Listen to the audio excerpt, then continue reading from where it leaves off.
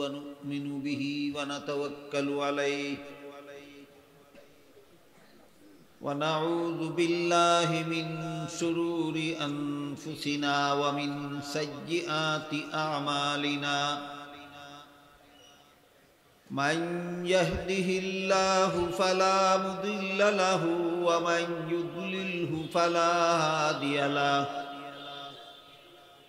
ونشهد أن لا إله إلا الله وحده لا شريك له ونشهد أن سيدنا ونبينا ومولانا محمدا عبده ورسوله صلى الله تعالى عليه وعلى آله وأصحابه وبارك وسلم أما بعد فأعوذ بالله من الشيطان الرجيم بسم الله الرحمن الرحيم فأما من ثقلت موازينه فهو في عيشة راضية وأما من خفت موازينه فأمه هاوية وقال رسول الله صلى الله عليه وسلم كلمتان حبيبتان إلى الرحمن خفيفتان على اللسان ثقيلتان في الميزان سبحان الله وبحمده سبحان الله العظيم أو كما قال عليه الصلاة والسلام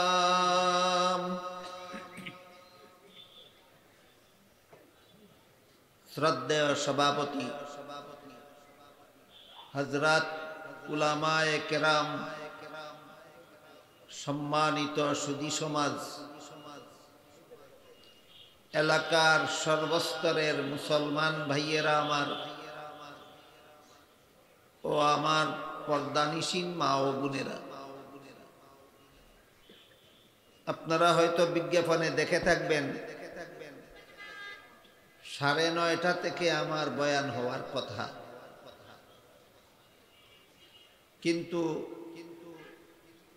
স্বাস্থ্যগত কারণে আমি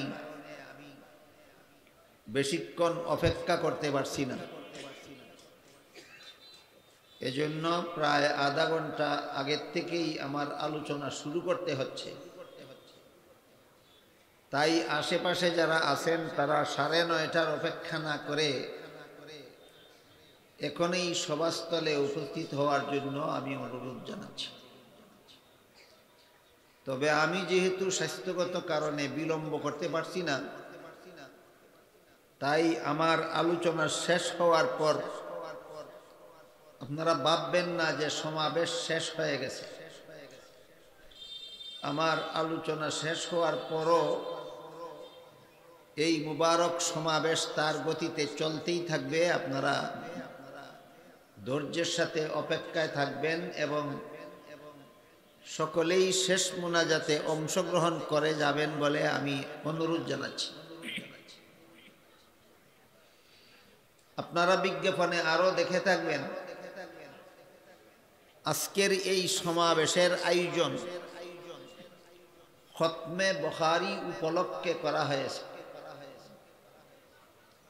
তাই আমরা প্রথমেই বুঝার চেষ্টা করি খতমে বুখারী কি এবং খতমে বুখারী উপলক্ষে এমন আয়োজন কেন।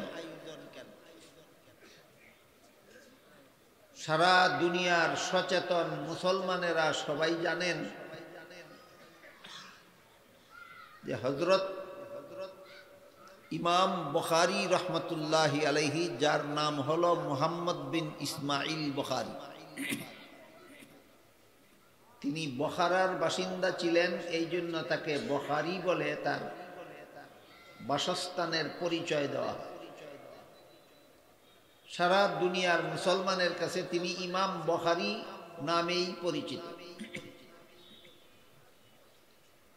এই ইমাম বুখারীর লিখিত একটা সহিহ হাদিসের কিতাব, যা সারা দুনিয়ার সমস্ত মুসলমানের কাছে নির্ভরযোগ্য সহিহ হাদিসের কিতাব, এবং আল্লাহর কিতাব কুরআনের পরে তার এই সহিহ বুখারী নামক কিতাবটাই সবচেয়ে বড় সহিহ কিতাব হিসাবে স্বীকৃত। কিতাবের নাম একটু লম্বা, সংক্ষিপ্ত নাম হলো সহিহুল বুখারী, আরো সংক্ষেপে সহিহ বুখারীও বলা হয়, অতি সংক্ষেপে বুখারী শরীফও বলা হয়।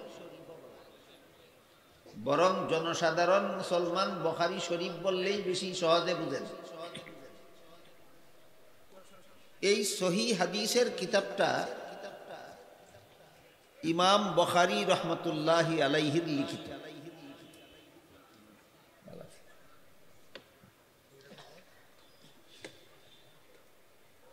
এই সহিহ হাদিসের কিতাবটা ইমাম বুখারী রহমতুল্লাহি আলাইহির লিখিত।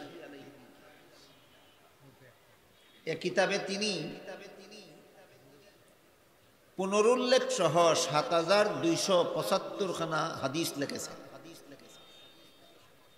এই সবগুলি হাদিস সারা বছরে উস্তাদগণ ছাত্রদেরকে শিক্ষাদান করেন। ৭,২৭৪ খানা হাদিস ক্লাসে বসে শিক্ষা দেওয়া হয়েছে, আর ৭৫ নম্বর হাদিসটা আজকে শিক্ষাদানের মাধ্যমে এই কিতাবের শিক্ষাদান সমাপ্ত হতে যাচ্ছে। সহিহ বুখারী শরীফের শিক্ষাদান সমাপ্তিকেই মাদ্রাসার পরিভাষায় খতমে বুখারী বলা হয়। এই কিতাবের শিক্ষাদানের সমাপ্তি হচ্ছে আজকে। এই বছরের ছাত্রদেরকে কাজেই বোঝা গেল যে খতমে বুখারীর সম্পর্ক হলো ছাত্র এবং উস্তাদগণের সাথে। উস্তাদগণ সারা বছর পড়াইছেন, ছাত্ররা পড়ছে, আজকে সমাপ্ত হয়েছে। এর সাথে এইরকম একটা ওয়াজ মাহফিলের কি সম্পর্ক, যে খতমে বুখারী উপলক্ষে এই ওয়াজ মাহফিলের আয়োজন। খতমে বুখারীর অনুষ্ঠানে আপনাদের যোগদান করার, আপনাদের অংশগ্রহণ করার প্রাসঙ্গিকতা কি? কিতাবের সর্বশেষ হাদিসটা উস্তাদগণ পড়াইছেন, আজকে ছাত্ররা পড়ে শেষ করেছে। তাহলে তো এটা ছাত্র উস্তাদদের ব্যাপার, আপনাদের ব্যাপার নয়। আপনাদেরকে এই অনুষ্ঠানে জড়ানোর কারণ কি? এই খতমে বুখারীর অনুষ্ঠানে আমি মনে করি সর্বপ্রথম আপনাদের এই প্রশ্নের জবাবটা বুঝে নেওয়া দরকার।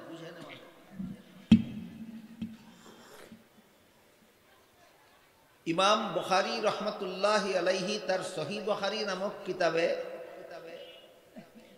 সর্বমোট কতগুলি সহিহ হাদিস লিখেছেন? ৭,২৭৫। ৭,২৭৫। এই হাদিসগুলি পরে সমাপ্ত করার পর দীর্ঘ অভিজ্ঞতার দ্বারা দেখা গেছে যে এই হাদিসগুলি পরে সমাপ্ত করার পর যে দোয়া করা হয়, অতি সহজে সেই দোয়া কবুল হয়ে যায়। এই মকবুল দুয়াতে আপনাদের সকলের অংশগ্রহণের সুযোগ দেওয়ার জন্য এই অনুষ্ঠানে আপনাদের যোগদানের ব্যবস্থা করা হয়েছে। খতমে বুখারী উপলক্ষে যে দোয়া হবে, সেই দোয়া শুধু ছাত্ররা অংশগ্রহণ করুক, তাদের দোয়াই কবুল হোক, আর কোনো মুসলমান অংশগ্রহণ না করুক, তাদের দোয়া কবুল না হোক, এমনটা মাদ্রাসাওয়ালার কাম্য নয়। আপনাদের প্রতিষ্ঠিত মাদ্রাসার কর্তৃপক্ষ পরিচালক বৃন্দ উস্তাদগণের কাম্য হল যে এই মকবুল দুয়ার অনুষ্ঠানে শুধু ছাত্র শিক্ষক নয় বরং সর্বস্তরের মুসলমানেরা অংশগ্রহণ করার সুযোগ লাভ করুক, এই উদ্দেশ্যে খতমে বুখারীর অনুষ্ঠানে আপনাদের যোগদানের ব্যবস্থা করা হয়।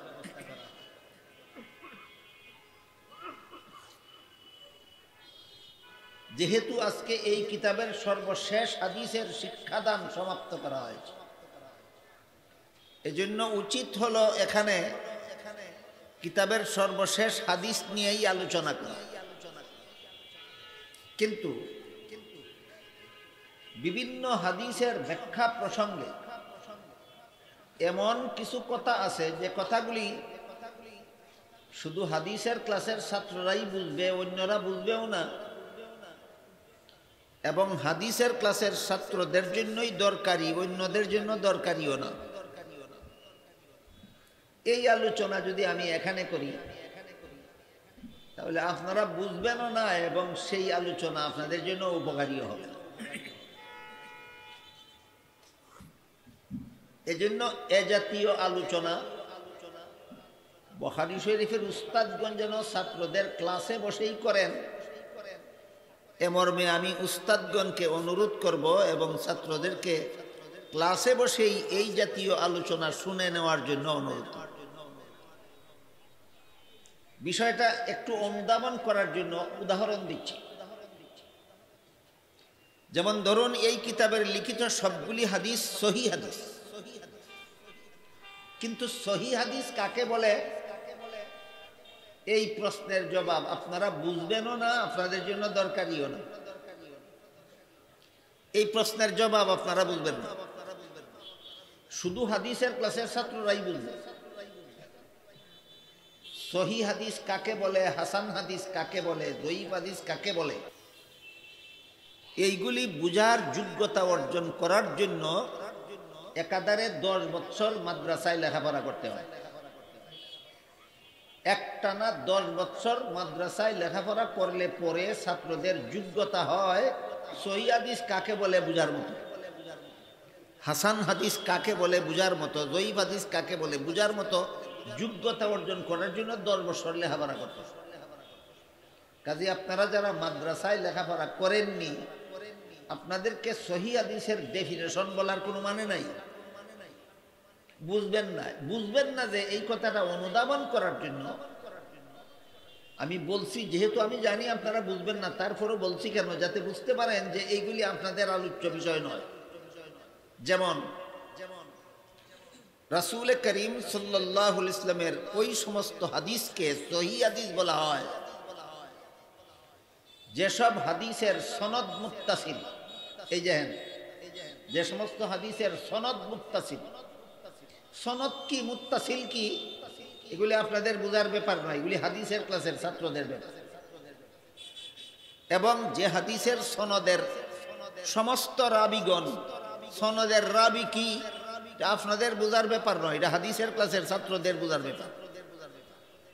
সমস্ত রাবীগণ কামিলুল জব্ত, কামিল কি জব্ত কি আপনাদের বোঝার ব্যাপার নয়, এবং তারা কামিলুল আদালত, কামিল কি আদালত কি আপনাদের বোঝার ব্যাপার নয়, এটা হাদিসের ক্লাসের ছাত্রদের ব্যাপার। এবং সেই হাদিসটা ইল্লত দোষ মুক্ত, ইল্লত দোষ কাকে বলে আপনাদের বোঝার ব্যাপার নয়। সুজুজ দোষ মুক্ত, সুজুজ দোষ কাকে বলে এটা আপনাদের ব্যাপার নয়, হাদিসের ক্লাসের ছাত্রদের বোঝার ব্যাপার। বুঝা থাকলে এবার বলুন, শুধুমাত্র সহিহ হাদিসের সংজ্ঞাটা আপনাদের বোঝার ব্যাপার না, হাদিসের ক্লাসের ছাত্রদের ব্যাপার। সুতরাং হাদিসের ব্যাখ্যায় এমন যথেষ্ট পরিমাণ কথা আছে যেগুলি আমি বললে আপনারা কিছুই বুঝবেন না, এগুলি আপনাদের কোনো দরকারও নাই। আমি ওই আলোচনাগুলি এখানে এড়িয়ে যাওয়ার চেষ্টা করব, পাশ কেটে যাওয়ার চেষ্টা করব। সেই সমস্ত বিষয় ক্লাসে বসে ছাত্রদেরকে শোনাবার জন্য শুধু আসাতিজায়ে কেরামকে অনুরোধ করব।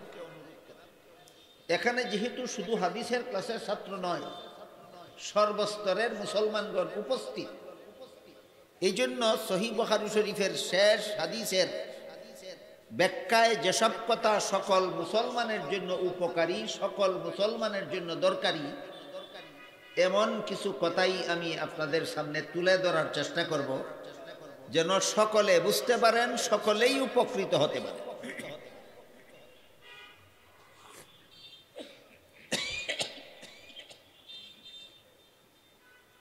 ইমাম বুখারী রহমতুল্লাহি আলাইহি তার এই সহিহ বুখারী নামক কিতাবের সর্বশেষ হেডিং, শিরোনাম, আর শিরোনামের অধীনে উল্লেখিত কোরআনের আয়াতাংশ এবং এই শিরোনামের অধীনে বর্ণিত রাসূলের হাদিস দ্বারা প্রমাণ করেছেন যে হাসরের মাঠে বান্দার আমল ওজন হবে।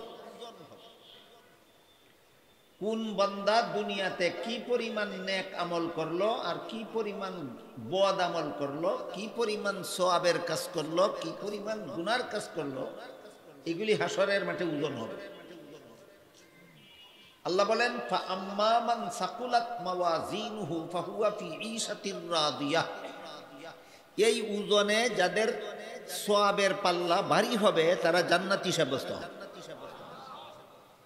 ওয়া আম্মা মান খাফফাত মাওয়াজিনুহু ফাউম্মুহু হাবিয়া। সেই ওজনে যাদের সওয়াবের পাল্লা হালকা হবে, গুনার পাল্লা ভারী হবে, তারা জাহান্নামী সাব্যস্ত হবে। কাজেই সেই শেষ বিচারের দিন আমার সওয়াবের পাল্লা যেন ভারী হয়, যেন ওজনের মাধ্যমে আমি জান্নাতি সাব্যস্ত হতে পারি। আমার গুনার পাল্লা যেন ভারী না হয়, যেন আমি জাহান্নামী সাব্যস্ত না হই। এই বিষয়টা শুধু কি হাদিসের ক্লাসের ছাত্রদের বোঝা দরকার, না সকল মুসলমানের বোঝা দরকার? এজন্য আমি বলেছি যে হাদিসের ব্যাখ্যার যেসব কথা সকল মুসলমানের বোধগম্য এবং সকল মুসলমানের উপকারী, আমি সেই দিকটা আলোচনা করব। যে দিকটা শুধু ছাত্রদের উপকারী, ছাত্রদের উপযোগী, সেই দিকটা আমি এখানে আনি।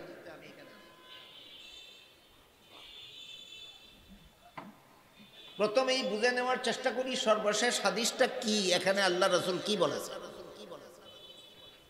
সহিহ বুখারী শরীফের বর্ণিত সর্বশেষ হাদিসটাতে রাসূল বলেন,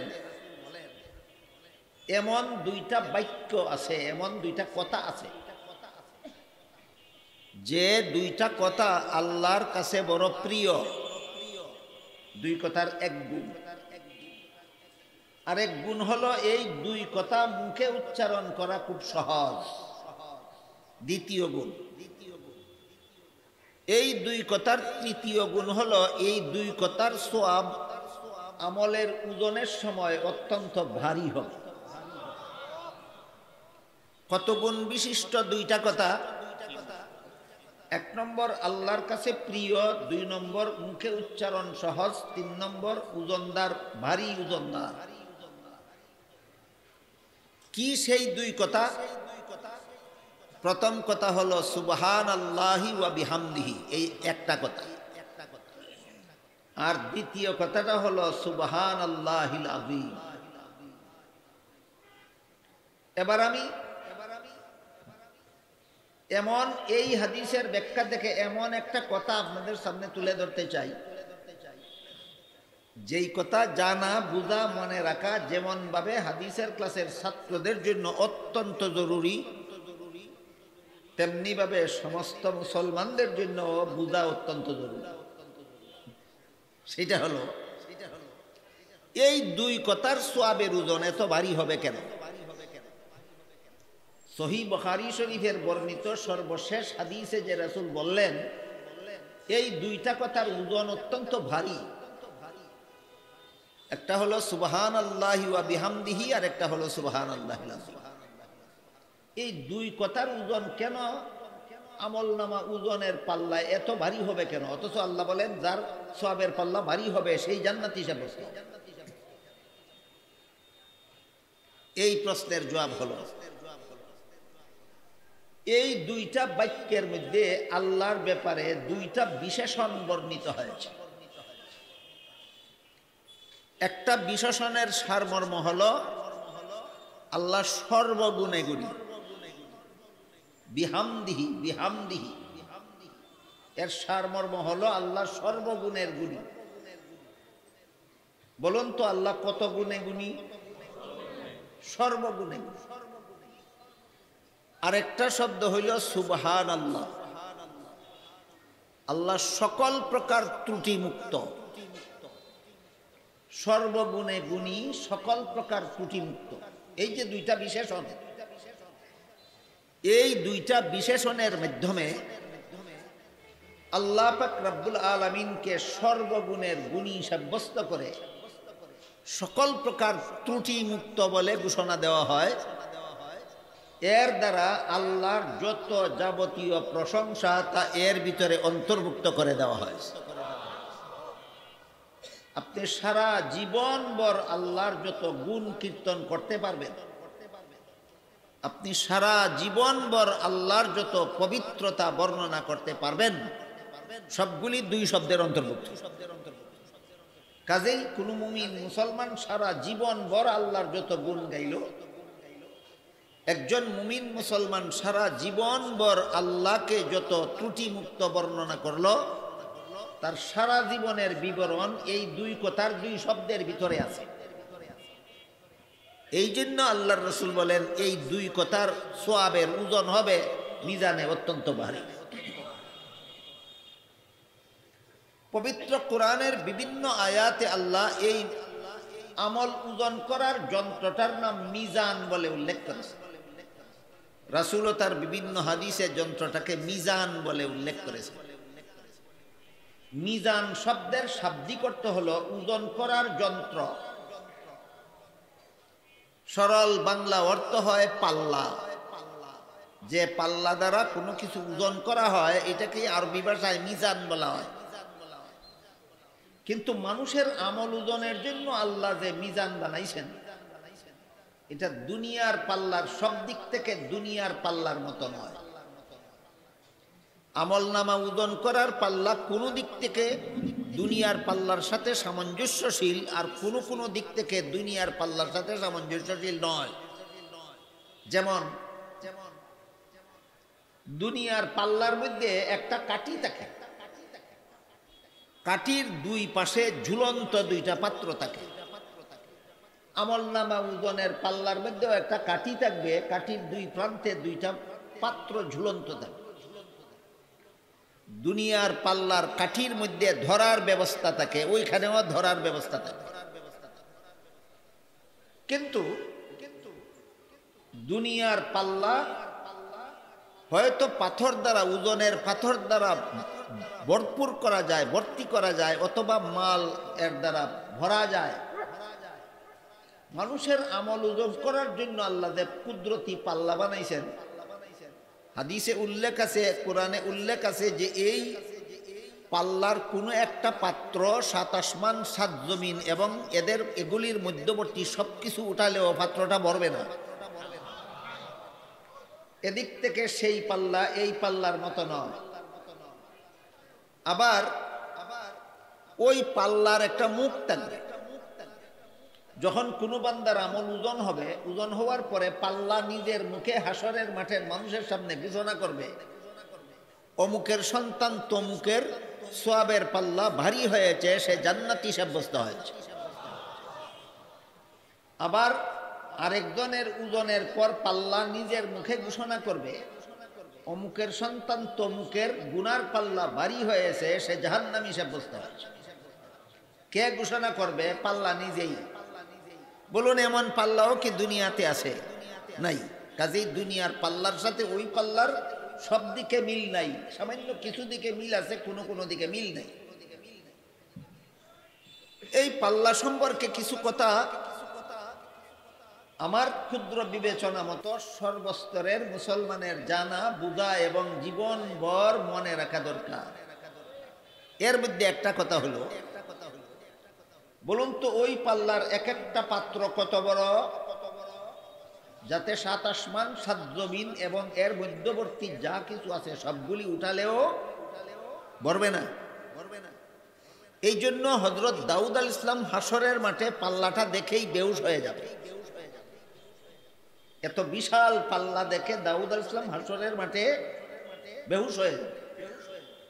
হুশ কিছুক্ষণ পর হুশ ফিরে আসার পর তিনি আল্লাহকে বলবেন, হে আল্লাহ, এত বড় বিশাল পাল্লা যাকে 7 আসমান 7 জমিন দিয়া ভরা যাবে না, মধ্যবর্তী সবকিছু দিয়া ভরা যাবে না, এই পাল্লা তো কোনো বান্দার নেক আমলে ভরবেও না, আর কোনো বান্দা জান্নাতি সাব্যস্ত হতে পারবে না। সমস্ত বান্দারা তো এই পাল্লার ওজনে জাহান্নামী সাব্যস্ত হয়ে যাবে। এজন্য এই চিন্তায় আমি বেহুশ হয়ে গেছি। কথা বুঝতে পারতেছেন?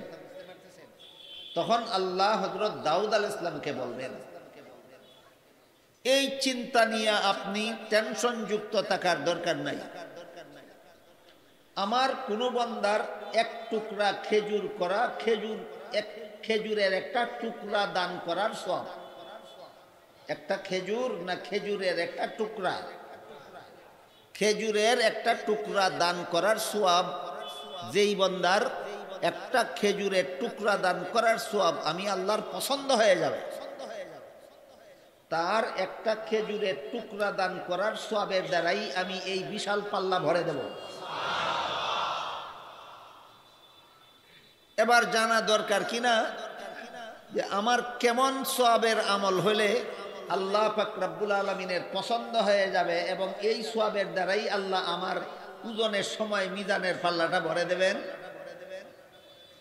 কেমন কোয়ালিটির সওয়াবের আমল করলে এই আমার সামান্য আমলের দ্বারাই পাল্লা ভরে যাবে, এটা জানা কি শুধু হাদিসের ক্লাসের ছাত্রদের জন্য দরকার না সমস্ত মুসলমানদের জন্য দরকার?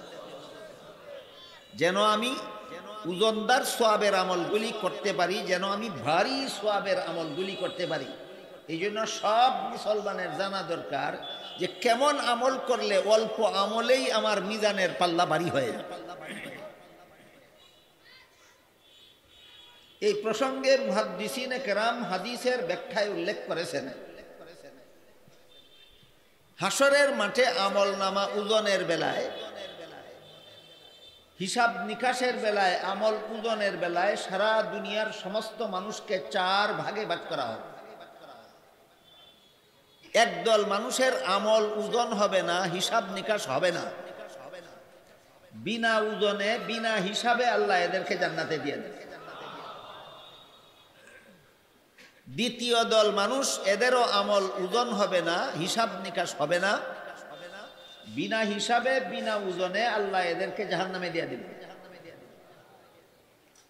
আরেক দল মানুষের আমল ওজন হবে, তৃতীয় দল, ওজনে যাদের গুনার পাল্লা হালকা এবং সওয়াবের পাল্লা ভারী হবে, এরা ওজনের মাধ্যমে জান্নাতি সাব্যস্ত। আরেক দল মানুষের সওয়াব গুনাহ ওজনের পর সওয়াবের ওজন হালকা হবে, গুনার ওজন ভারী হবে, এই ওজনের দ্বারা এরা জান্নাতি সাব্যস্ত হবে। কত দল হইল? এইভাবে হাসরের মাঠে দাঁড়ানো সমস্ত মানুষের আমলনামা ওজনের বেলায় সমস্ত মানুষ 4 ভাগে বিভক্ত হবে। এর মধ্যে প্রথম দল কারা? যাদের আমল ওজন হবে না, বিনা ওজনেই এদেরকে জান্নাতে দিয়ে দেওয়া হবে, হিসাব নিকাশ হবে না। হাসরের মাঠে একদল মানুষের হিসাব নিকাশ হবে না, আমল ওজন হবে না, এমনিই জান্নাতে দিয়ে দেওয়া হবে। এরা কারা? এদেরকে কি আমাদের চিনা দরকার? কেন চিনব? যেন তাদের অন্তর্ভুক্ত হওয়ার চেষ্টা করতে পারি। কেন চিনব? যেন শুধু হাদিসের ক্লাসের ছাত্ররা তাদের অন্তর্ভুক্ত হতে পারে না, আমরা সবাই যেন তাদের অন্তর্ভুক্ত হতে পারি। তাহলে বলুন, এই আলোচনাটা কি শুধু ছাত্রদের জন্য দরকারি না সকলের জন্য দরকারি? তাহলে আমি 4 দলের পরিচয় অতি সংক্ষেপে একটা একটা করে আপনাদের সামনে তুলে দেব, যেন আপনারা বুঝতে পারেন আপনারা কে কত নম্বর দলে আছেন, এটা যেন টের পেতে পারেন।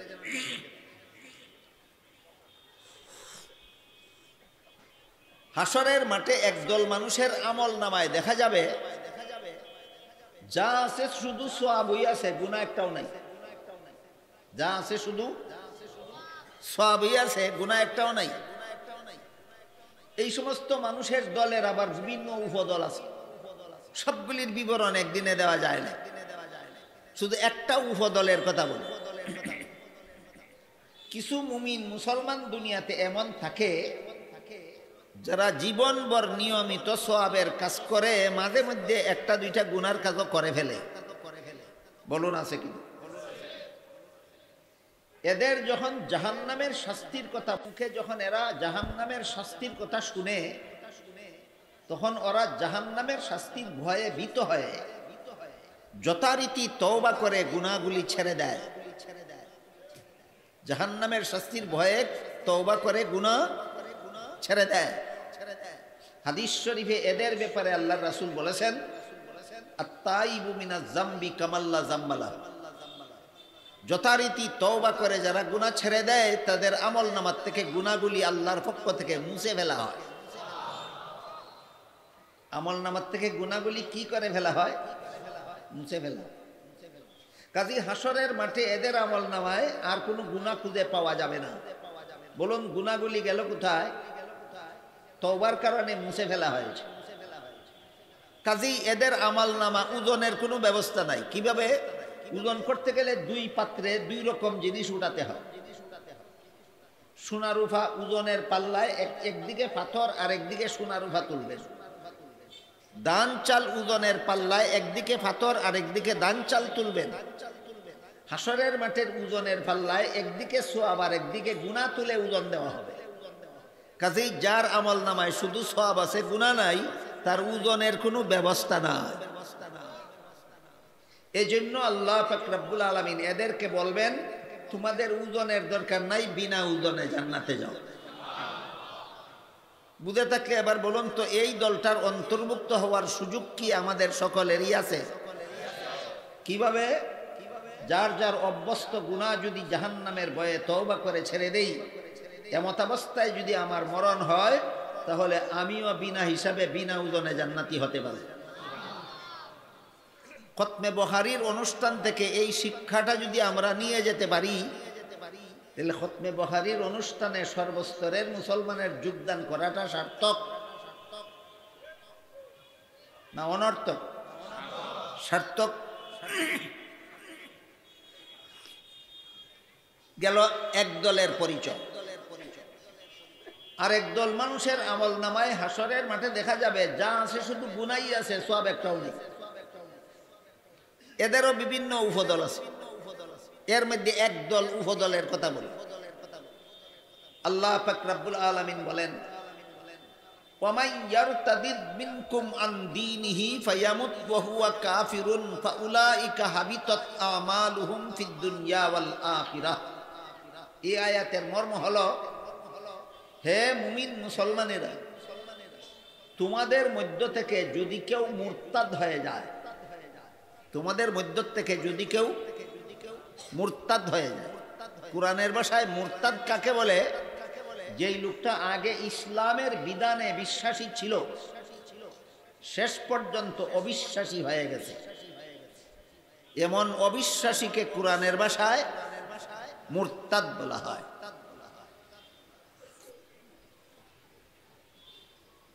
এই কথাটা অনেক দীর্ঘ ব্যাখ্যা সাপেক্ষ এবং এই কথার ব্যাখ্যা বোঝা বর্তমান সমাজের মুসলমানের জন্য নেহায়েত জরুরি, অত্যন্ত জরুরি।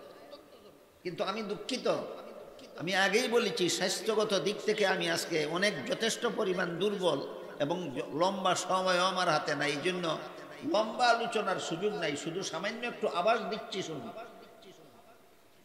আল্লাহর বিধানে যতদিন বিশ্বাসী ছিল ততদিন মুমিন ছিল। যেদিন থেকে আল্লাহর বিশ্বাসী, আল্লাহর বিধানে অবিশ্বাসী হয়ে গেল, সেদিন থেকে তার পরিচয় মুরতাদ। যেমন পবিত্র কোরআনের সূরা নিসা এর 11 নম্বর আয়াতে আল্লাহ বলেছেন, ওয়ালিদ যাকারি মিসলু হাজ্জিল উনসায়াইন। মর্ম হলো, পিতামাতা মারা গেলে পিতামাতার তেজ্য সম্পদে ছেলে পাবে 2 অংশ, মেয়ে পাবে 1 অংশ। আল্লাহর এই বিধানটা কি জীবনে আরো কোনোদিন শুনেছেন না আজকেই প্রথম শুনলে? শুনে থাকলে বলুন, আল্লাহর এই বিধান বর্ণনা করেছেন কোরআনের কোন সূরার কত নম্বর আয়াতে? সূরা নিসার 11 নম্বর আয়াত। জীবনভর বিশ্বাসী ছিল একজন মুমিন মুসলমান, কিন্তু সমান অধিকারের বন্যার স্রোতে ভেসে গিয়ে কিসের বন্যা? সমান অধিকারের বন্যার স্রোতে ভেসে গিয়ে একদল মুসলমান বলতেছে আমরা যেহেতু নারী পুরুষের সমান অধিকার চাই, তাই ছেলেকে যে পরিমাণ দেব মেয়েকেও সেই পরিমাণ দেব, এটার নামই সমান অধিকার। এই সমস্ত সমান অধিকারের দাবিদারদের সূরা নিসার 11 নম্বর আয়াতে আল্লাহর বর্ণিত বিধানে বিশ্বাস রইল না অবিশ্বাসী হয়ে গেল? কোরআনের ভাষায় তার নাম মুরতাদ। কোরআনের ভাষায় তার নাম মুরতাদ। আপনাদের বুঝার ব্যাপার যে আল্লাহ মেয়ে নারীদের প্রতি এই অবিচারটা কেন করলেন? ছেলে মেয়ে উভয়টাই একই মা বাবার সন্তান হওয়া সত্ত্বেও ছেলেকে 2 অংশ দিয়ে মেয়েকে 1 অংশ দিলেন কেন? মেয়ের প্রতি আল্লাহর এত অবিচার কেন? বলুন, এটা কোনো মোল্লার বিধান না আল্লাহর বিধান? অবিচার হয়ে থাকলে মহিলাদের প্রতি মোল্লারা করলো, করে থাকলে আল্লাহ করেছেন। আল্লাহ এমন অবিচার কেন নারীদের সাথে করলেন? এইটা একটু বোঝা দরকার। আমি মনে করি এই সমাজের সব মুসলমানের জানা দরকার।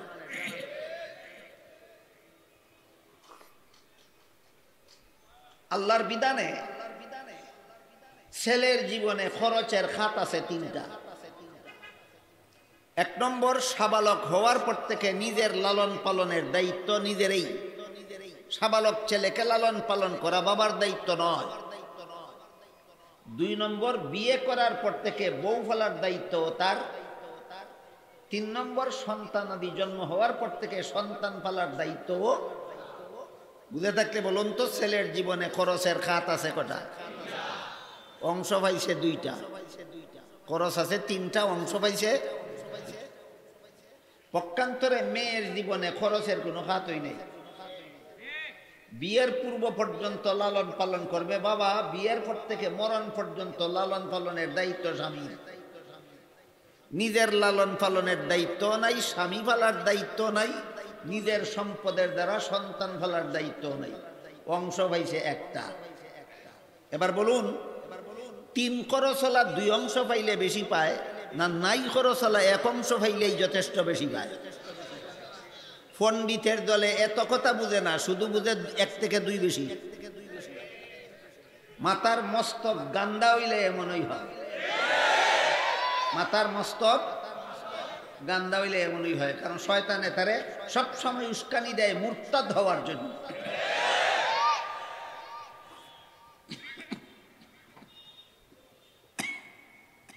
বিষয়টা বোঝার জন্য একটা উদাহরণ দিচ্ছি, শুনুন। একটা লোক ছিল মূর্খ, লেখাপড়া জানে না, দস্তখত জানে না। এই জন্য তার ছেলেটাকে স্কুলে লেখাপড়া করতে দিল। ছেলে একাধারে 10 বছর স্কুলে লেখাপড়া করে এসএসসি পরীক্ষা দিয়ে ফার্স্ট করলো, ফার্স্ট ডিভিশন, ফার্স্ট বয় হয়ে। ফার্স্ট ডিভিশন, ফার্স্ট বয় হয়ে থাকলে বলুন তো তার রোল নম্বর কত? 1। বাবা শিক্ষিত না মূর্খ? সে কিন্তু রুল নম্বর 1 হইলে নম্বর বেশি পায় না, রুল নম্বর 10 হইলে নম্বর বেশি পায়, এত কথা বুঝে না, শুধু বুঝে 1 থেকে 10 বেশি। তাই মূর্খ বাবা এই ছেলের ফল ঘোষণার পরে জিজ্ঞেস করলো, তুমি যে পরীক্ষা দিয়েছিলা পাস করছো? ছেলে বলে পাস করছি। বাবা জিজ্ঞেস করে কত নম্বরে? বলে 1 নম্বরে। বাবা কয়, সর্বনাশ করছস বেটা, তোর পাশের বাড়ির লোকটা পরীক্ষা দিল তোর সাথে, সে পাস করলো 10 নম্বরে, তুই এত কম নম্বরে পাস করলি কেন? এই গোয়ারে, অশিক্ষিত গোয়ারে যেমন বুঝে না 10 নম্বরে ফাঁস করলে নম্বর বেশি পায় না, 1 নম্বরে ফাঁস করলে নম্বর বেশি পায়, ঠিক তেমনি ভাবে কিছু শিক্ষিত গোয়ারেও বুঝে না ছেলে 2 অংশ পাইলে বেশি পায় না, মেয়ে 1 অংশ পাইলে বেশি পায়।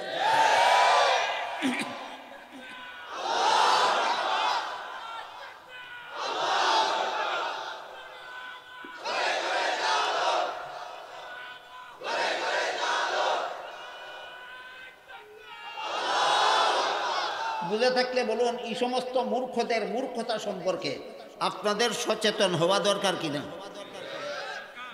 এই মূর্খতার কারণে সমান অধিকারের দোহাই দিয়া এরা বলে আমরা সমান সমান দেব। এবার বলুন আল্লাহর কোন বিধানের বিরুদ্ধে বিদ্রোহ? কুরআনে তার উহাদি মুরতাদ। আল্লাহ বলেন তোমাদের মধ্য থেকে যদি কেউ মুরতাদ হয়ে যায় তাহলে তার আমল নামায় অতীত জীবনে যত নামাজ রোজা ইবাদত বন্দেগীর সওয়াব লেখা হয়েছিল সবগুলি মুছে ফেলা হয়। এমত অবস্থায় মরণ বরণ করলে হাসরের মাঠে দেখবে তার আমল নামায় সওয়াব বলতে একটাও নাই, যা আছে সব গুনাহ। এবার বলুন সওয়াব একটাও নাই কেন? মুরতাদ হওয়ার কারণে মুছে ফেলা হয়।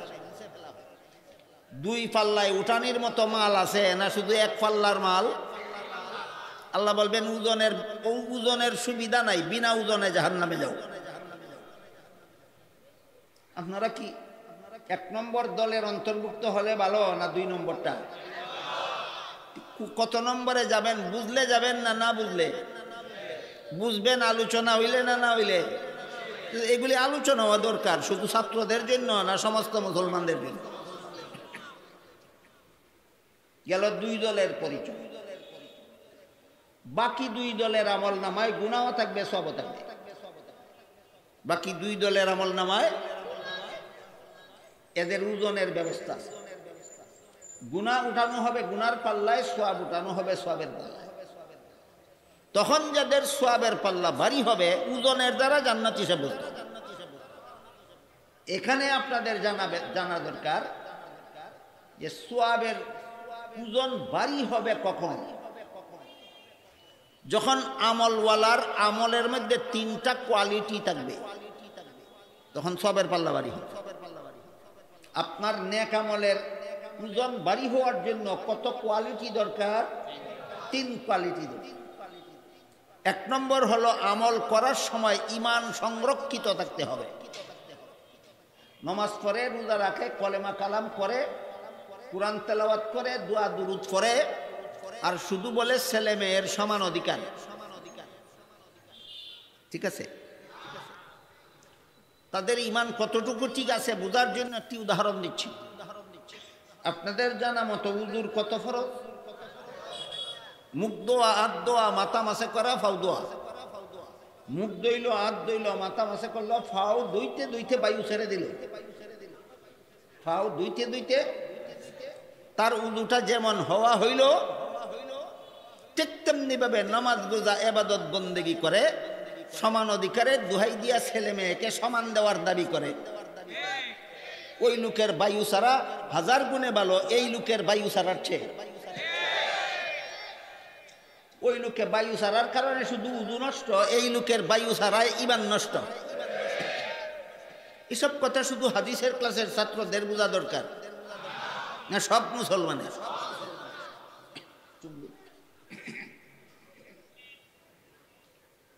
কাজেই আমরা যেন দুই নম্বর দলের অন্তর্ভুক্ত না হই, আমরা যেন এক নম্বর দলের অন্তর্ভুক্ত থাকতে পারি চেষ্টা করব। অথবা তিন নম্বর দল কারা? যাদের নেক আমলও আছে গুনাহও আছে। গুনাহ তোলা হবে গুনার পাল্লায়, নেক আমল তোলা হবে সওয়াবের পাল্লায়। তার সওয়াবের মধ্যে যদি তিনটা কোয়ালিটি থাকে তাহলে সওয়াবের পাল্লা ভারী হবে। কিছু গুনাহ থাকা সত্ত্বেও জান্নাতি হয়ে যাবে, কিছু গুনাহ থাকা সত্ত্বেও জান্নাতি হয়ে যাবে। এইরকম সওয়াবের পাল্লা ভারী হওয়ার জন্য তিন কোয়ালিটির প্রথম কোয়ালিটি হলো ঈমান থাকতে হবে। ঈমান থাকতে। দুই নম্বর কোয়ালিটি হলো সহি নিয়তে করতে হবে। দুই নম্বর কোয়ালিটিটা কি? সহি নিয়ত। এই সহি নিয়তের বিষয়টা ইমাম বুখারী প্রমাণ করেছেন তার কিতাবের প্রথম হাদিসের দ্বারা। তিন নম্বর কোয়ালিটি হলো তার এই সওয়াবটা ভারী হওয়ার জন্য, ওজনদার হওয়ার জন্য আমলটা নবীর শিক্ষা দেওয়া পদ্ধতি মতে করতে হবে, নবীর তরিকা মতে করতে হবে। নেক আমলের ওজন ভারী হওয়ার তিন কোয়ালিটি: ঈমান, সহি নিয়ত, নবীর তরিকা। ঈমান, সহি নিয়ত, নবীর তরিকা। এই তিনটা যার যথাযথভাবে হবে অল্প সওয়াবের ওজন অনেক ভারী হবে, জান্নাতি সাব্যস্ত। পক্ষান্তরে যাদের আমল নামায় গেল তৃতীয় দলের পরিচয়। কত নম্বর দলের পরিচয়? বলুন, আপনারা যদি তৃতীয় দলের অন্তর্ভুক্ত হতে চান, ওজনের মাধ্যমেই যদি জান্নাতি সাব্যস্ত হতে চান, তবু আপনার আমলে 3টা কোয়ালিটি থাকতে হবে। আপনি যদি ওজনের মাধ্যমেই জান্নাতি সাব্যস্ত হতে চান, তবু আমলে কটা কোয়ালিটি থাকতে হবে? 1 নম্বর হইল জীবনভর ঈমান সংরক্ষণ, জীবনভর ঈমানকে হেফাজত করা, কোনো বেঈমানি কুফরি শিরিকি কর্মকাণ্ড না করা, এর দ্বারা ঈমান সংরক্ষণ হয়। 2 নম্বর হলো সকল নেক আমল সহি নিয়তে করা। 3 নম্বর হলো সকল নেক আমল নবীর তরিকা মতে করা, মন গড়া যুক্তি মতে না করে নবীর তরিকা মতে করা। আর যদি এই সওয়াব এবং গুনাহ যার আমল নামায় থাকবে, তার গুনার মধ্যে একটা কোয়ালিটি আছে, এই কোয়ালিটি যার গুনার মধ্যে থাকবে, তার নেক আমলের পাল্লা ভারী না হয়ে গুনার পাল্লা ভারী হয়ে যাবে, জাহান্নামী সাব্যস্ত হয়ে যাবে। গুনার পাল্লা ভারী হয় একটা কোয়ালিটির দ্বারা, সওয়াবের ওজন ভারী হয় 3 কোয়ালিটির দ্বারা, গুনার ওজন ভারী হয় 1 কোয়ালিটি। এই কোয়ালিটিটা হলো অবজ্ঞা, অবহেলা, খামখেয়ালি। অবজ্ঞা করে গুনাহ করে, অবহেলা করে গুনাহ করে, খামখেয়ালি করে গুনাহ করে। এজন্য মুফাসসিরিনে কেরাম লিখেছেন, এক ব্যক্তির সারা জীবনের সমস্ত গুনাহ এত ওজন হবে না, আরেক ব্যক্তির একটা গুনার যত ওজন হবে। এক ব্যক্তির সারা জীবনের গুনার এত ওজন হবে না, কেন? সে খামখেয়ালি করে গুনাহ করেনি, দায় পরে গুনাহ করেছে, বিপদগ্রস্ত হয়ে গুনাহ করেছে, ঠেকাবশত গুনাহ করেছে। যেমন অসংখ্য অগণিত হাদিসের দ্বারা সুপ্রমাণিত মানুষ এবং পশুর ছবি তোলা হারাম। মানুষ এবং পশুর ছবি তোলা হারাম। হাদিস শরীফে রাসূল করিম সাল্লাল্লাহু আলাইহি ওয়াসাল্লাম বলেন, যার ঘরে কোনো মানুষ বা পশুর ছবি লটকানো থাকবে, তার ঘরে কিয়ামত পর্যন্ত কোনো রহমতের ফিরিস্তা প্রবেশ করবে না, যেহেতু এটা হারাম। কিন্তু আপনি যদি হজে যেতে চান, পাসপোর্ট লাগবে কিনা? ছবি ছাড়া পাসপোর্ট হবে? ভিসা লাগবে কিনা? ছবি ছাড়া ভিসা হবে? তখন আপনি হজে যাওয়ার জন্য পাসপোর্টে যে ছবি লাগালেন, বলেন বিলাসিতামূলক ছবি না ঠেকাবশত? এইরকম হাজার ছবি যদি জীবনে তুলে থাকেন, গুনার পাল্লায় ওজন হবে না। বিলাসিতা করে একটা ছবি যদি তুলে থাকেন, এই একটা ছবি তোলার গুনাহ আপনাকে জাহান্নামে নিয়ে যাবে। আমার কথা বুঝে থাকলে বলুন, এক লোকে 100 ছবি তুলল, সে জাহান্নামী হইল না। আরেক লোক একটা ছবি তুলে জাহান্নামী হয়ে গেল কেন? ওই লোকের 100 ছবি ঠেকাবশত, আর তোমার একটা ছবি বিলাসিতা। কথা বুঝে থাকলে বলুন, আপনারা যে সমাজে বাস করেন, এই সমাজের মুসলমান সবাই ঠেকাবশত ছবি ব্যবহার করে না? হাজারের মধ্যে 999টা ছবি বিলাসিতা। একটা ছবি তোলার গুনাহ তোমাকে জাহান্নামে নিয়ে যাবে, একটা ছবি তোলার গুনার পাল্লা তোমার হাসরের মাঠে ভারী হয়ে যাবে। এইগুলি হাদিসের ক্লাসের ছাত্রদের বোঝা দরকার না? সব মুসলমানের সব। এই গেল 4 দলের পরিচয়। বুঝে থাকলে এবার বলুন, প্রথম দল বিনা হিসাবে জান্নাতে যাবে, দ্বিতীয় দল বিনা হিসাবে জাহান্নামে যাবে, তৃতীয় দল সওয়াবের ওজন ভারী হওয়ার কারণে জান্নাতে যাবে, চতুর্থ দল গুনার ওজন ভারী হওয়ার কারণে জাহান্নামে যাবে। 4 দলের পরিচয় বুঝতে পারলেন? এবার আপনারা কত নম্বর দলের অন্তর্ভুক্ত হবেন সেটা আপনাদের ইচ্ছার উপর নির্ভর করে। প্রথম দলের অন্তর্ভুক্ত হওয়ার ইচ্ছা থাকলে সব গুনাহ তওবা করে ছেড়ে দিতে হবে। দ্বিতীয় দলের অন্তর্ভুক্ত হওয়ার ইচ্ছা থাকলে সমান অধিকারের দোহাই দিয়া ছেলে মেয়েকে সমান সম্পদ দিতে হবে। তৃতীয় দলের অন্তর্ভুক্ত হওয়ার ইচ্ছা থাকলে ঈমান বজায় রেখে সহি নিয়তে নবীর তরিকা মতে নেক আমল করতে হবে। চতুর্থ দলের অন্তর্ভুক্ত হওয়ার ইচ্ছা থাকলে খামখেয়ালি করে গুনাহ করতে হবে। কোন কোন দলে যাবেন আপনাদের ইচ্ছা, আপনাদের ব্যাপার। আমি দোয়া করি আল্লাহ আমাকে সহ আপনাদের সবাইকে হয়তো তৃতীয় দলের, হয়তো প্রথম দলের, আর না হয় তৃতীয় দলের অন্তর্ভুক্ত হওয়ার তৌফিক দান করুন, আমিন। আমি দুঃখিত, স্বাস্থ্যগত কারণে এর বেশি সময় আপনাদের দিতে পারলাম না। আর আমার নির্ধারিত সময়ের আগের থেকে শুরু করে দেওয়ার জন্য আমি আপনাদের সকলের কাছে ক্ষমা প্রার্থী। প্রথমেই বলেছিলাম কেউ উঠা বসা করবেন না, অনুষ্ঠান চলতে থাকবে শেষ পর্যন্ত। অনুষ্ঠানে যোগদানরত থাকা অবস্থায় তারপরে আপনারা যাবেন। দোয়া চাই। হুজুরের কাছে আলোচনা করছিলেন বিশ্বনন্দিত মুফাসসির কুরআন খতিব আযম মুনাজ্জির জামান আল্লামা নুরুল ইসলাম মনিপুরি দামাত বারাকাতুহু।